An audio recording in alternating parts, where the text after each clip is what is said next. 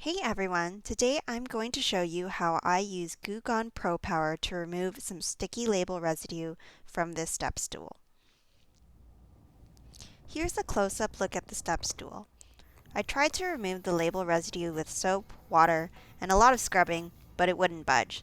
So I turned to Goo Gone for a solution. If you want to know how to use Goo Gone, there are hidden instructions on the bottle. Peel off the outer label to reveal them.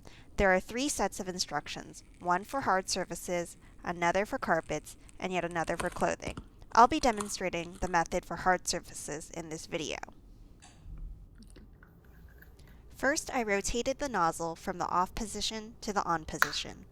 This will allow you to spray the Goo Gone gel. Then I sprayed the entire area affected by the unwanted sticky label residue. Even though Goo Gone Pro Power is labeled as a spray gel, it's not too viscous at all and sprays easily. I let the Goo Gone sit for 5 minutes.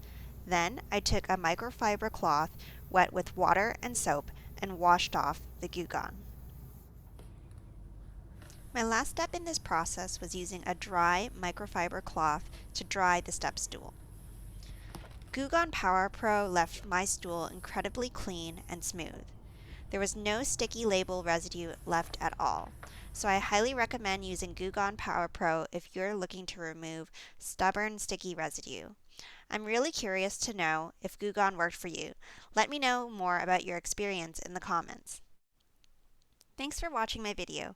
Please consider giving it a thumbs up and subscribing to my channel if it was helpful to you. See you next time!